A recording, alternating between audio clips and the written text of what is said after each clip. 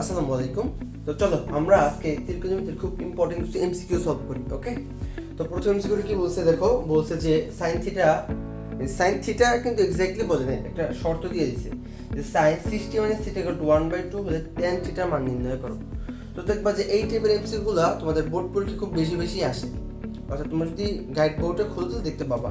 তো দেখো এটা কিভাবে সলভ করবো। আমরা প্রথমে যেটা আছে একটু লিখি। প্রথমে আছে যে সাইন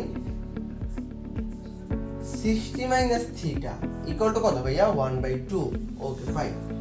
প্রশ্ন হইল এখান থেকে আমি ডিরেক্টলি কিছু বাই করতে পারতেছি না, বাট একটা জিনিস খেয়াল করো তো, তুমি যে এই মানটা জানো না যে 60 - থিটা, আমার এই পাশে যেহেতু সাইন আছে, আমি যদি কোনোভাবে এই পাশে সাইন বানাইতে পারি তাহলে সাইন সাইন কিন্তু বাদ দিতে পারবো।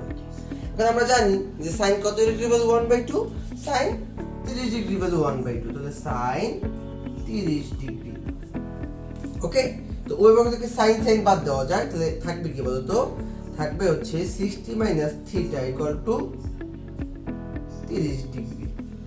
ওকে, এখান থেকে তুমি যদি থিটার ভ্যালু বাই করো তাহলে তুমি কি পাবা? পাবা 60 ডিগ্রি মাইনাস 30 ডিগ্রি। ওকে, তাহলে অ্যানসার কত হবে বলতো? অ্যানসার হবে 30 ডিগ্রি। আচ্ছা দেখো এখন কি বাই করতে বলছে? বলছে tan থিটার ভ্যালু বাই করো। এখন তুমি থিটার ভ্যালু মাপলে আমরা পাইলাম না 30 ডিগ্রি, তো সুতরাং tan থিটা তো tan ইনটু থিটার ভ্যালু কত ভাইয়া? 30 ডিগ্রি। আচ্ছা বলতো tan 30 ডিগ্রির ভ্যালু কত? tan 30 ডিগ্রির ভ্যালু হচ্ছে আমার 1/√3। কোথায় আছে? এই যে ক নাম্বারে।